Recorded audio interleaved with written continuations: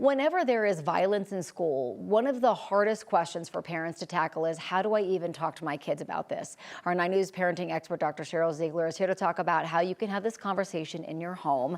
Thank you so much for coming in. It's hard. How do you talk about school shootings with your kids, and is it different for each age? It is different for each age. I would say if your kid has access to social media, if they ride a bus, if, people's kids have older siblings, you kind of want to assume they probably heard something. Yeah. So again, in my mind, 10 or 11 and up, you're talking about it. And it is less scary to talk about than to not talk about. I want to kind of shout that out because I get it as a parent. I processed it with 3 different kids last night of my own and about 5 of other people's kids.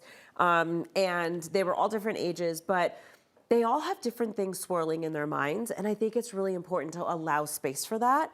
So again, simply by now it's the morning of, if we're focusing on, let's just say the Evergreen shooting, today, if you didn't talk about it with your kid last night, then today when they come home, hey, what did you hear about it at school? Were people talking about it? Were there different feelings about it? What were your thoughts? Just kind of, you know your own kid. How to talk about it is sort of open the door and sit there and allow space for it to happen.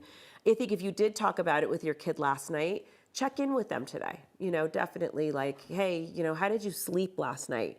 What was on your mind? What was the mood of school today? So it can be an age thing, but it can also be an exposure thing, what you think they know, but definitely allow space for this. What about showing your cards first? I kind of keep mine close to my chest, but the second somebody says, this is how I'm feeling, that opens that conversation for me to say how I'm feeling too. Yeah, I think, certainly I think parents can oftentimes keep their cards really close because they feel like that's what they have to do and they have to be so strong. But what you do when you show your emotion is you model for them what it is to process something and in the raw and not have to have the right words. There are no right words. The only right words are, I love you. You go to a school where I know they do their best to keep you safe and protected, and anything I can do to support you, I'm here for you.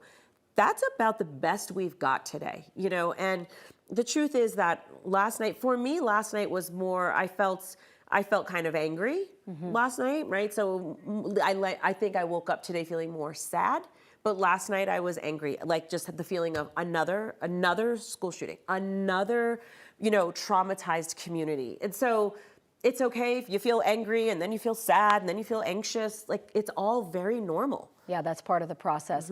What happens if a kid says this morning, I don't want to go to school?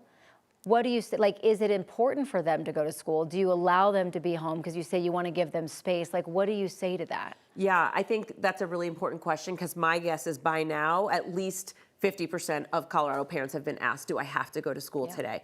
At the least. I think that it's a really common feeling. Half the kids are not going to want to go to school. They're going to feel unsafe. They don't want to be there.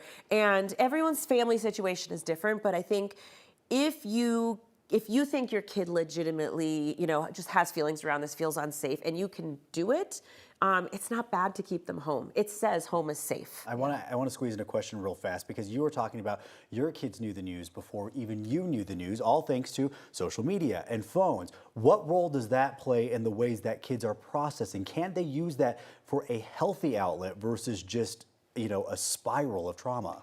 Well, last night, teenagers were definitely posting prayers for Evergreen and, love for Evergreen and support like that. There's a limit though. What happens is what they wind up watching are videos over and over of kids running out, of kids being reunited with their parents, of people sobbing and crying. That gets re-traumatizing. Right. And then if we talk about the Charlie Kirk issue, those teenagers are really watching that sort of assassination over and over. And so I know I said to my own kids and the kids that I worked with, you're going to have to cut the social media off really early tonight because it's going to be really tempting. That's what trauma does. Trauma says, let me be in community with people who are also going through this, right? If you want to do that, it really is best to do that in person if possible. It could be with one person. It could be with the resources the school offers. But to re-traumatize yourself by watching something over and over becomes counterproductive. It starts to pump out stress hormones as opposed to alleviating some stress and feeling and connection. So really fine line there.